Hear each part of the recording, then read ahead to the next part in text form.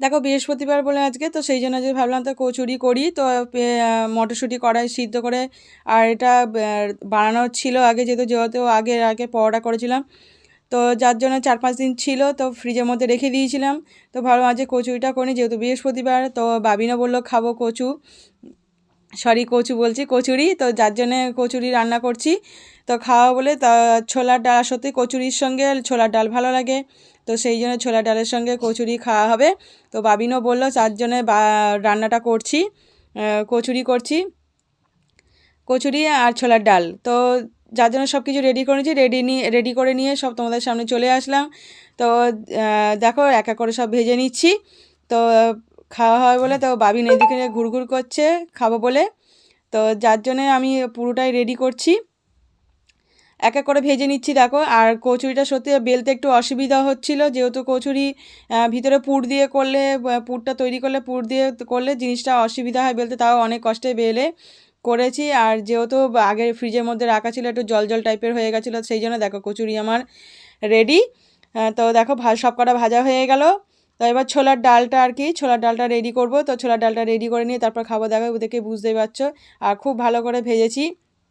আর এদিকে ছোলার ডাল সিদ্ধও হয়ে গেছে, কচুরি করতে করতে এইদিকে ছোলার ডাল আমার সিদ্ধও হয়ে গেছিলো। তো ছোলার ডালটা দেখো সিদ্ধ হয়ে গেছে, সিটি মেরে রেখে দিয়েছিলাম। তো দেখো রেডি হয়ে গেছে। আর এইদিকে দেখো বাবিন কার্টুন দেখছে এখন বসে টিভি বসে, দেখছে, পড়াশোনার টিভি চাপ নেই। দেখতে দেখতে একটা আর আমি এখন কচুরি খাওয়া হয়ে গেল। কচুরি রান্না করে ছোলার ডাল বসিয়ে দিয়ে, আর এবার এখানে চলে আসলে একটু রেস্ট নেবো। একটু রান্নাবান্না করেছি, তো একটু কষ্ট হচ্ছে, তো সেই জন্য একটু বসে রেস্ট নিই। তারপরে আবার আবার আসলে তোমাদের দাদাভাই ফিরলে তারপর একসঙ্গে খাবো। আর বাবান পড়ে টরে এসে চলে এসে, আর এসে একটা কচুরি খাচ্ছে, আর এই বাবিন দুষ্টুমি করে যাচ্ছে। এই দেখো কার্টুন দেখছে, আর আমি রান্নাবান্না করে চলে আসলাম। তো চলো এখন একটু বসি, তারপর আবার তোমাদের দাদাভাই আসলে ফিরলে তারপর খাওয়া হবে। আর দেখো নিয়ে চলে আসলাম। দেখো কচু তোমাদের দাদাভাই চলে এসছে রাত্রিবেলা, 10টা বাজে, খেয়ে এখন চলে এসছে, অনেকক্ষণ 1 ঘন্টা হয়ে গেছে।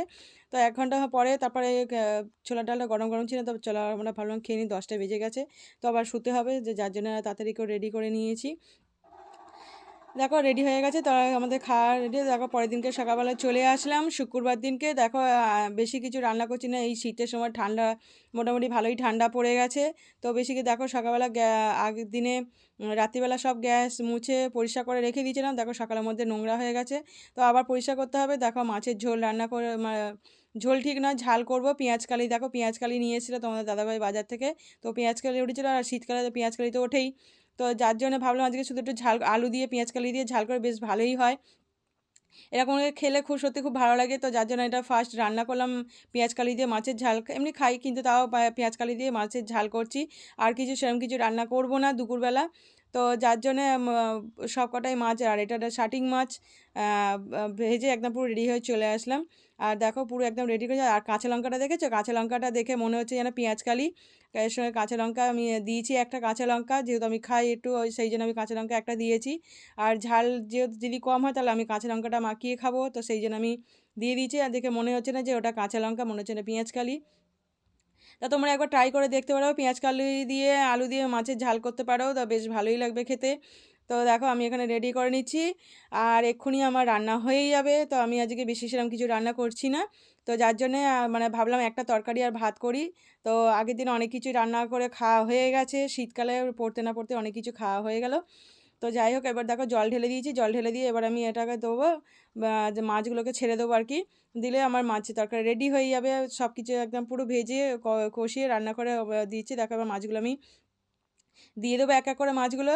এবার শুধু ফুটতে খালি বাকি আছে, ফুটলেই তারপর মাছের ঝালটা রেডি হয়ে যাবে। আর এই এতটা জল থাকবে না, জলটা কমে যাবে একটু, খুব একটা বেশি ঝোল করবো না, যেহেতু একটা তরকারি ভাত, আবার একটু ঝোল ঝোল থাকবে সেই জন্যে। তো দেখো মাছের তরকারি মোটামুটি আমার রেডি হয়ে আসবে। এবার দেখো চাপা দিয়ে দিলাম, দিয়ে দেখো চলে আসলাম। আর দেখো সকালবেলায় মেশিনটা, এই জায়গাটা পরিষ্কার করলাম, ঘরটাও পরিষ্কার হয়ে গেল। তোমার দাদাভাই ফুলকপি নিয়ে এসেছিলো বাজার থেকে, খুব ভীষণ ভালো ফুলকপি, দারুণ দেখতে, আর একদম পুরো ফ্রেশ ফুলকপি, কোনো পোকা নেই। তো চলো টাটা, বাই বাই, লাইক করো, শেয়ার করো।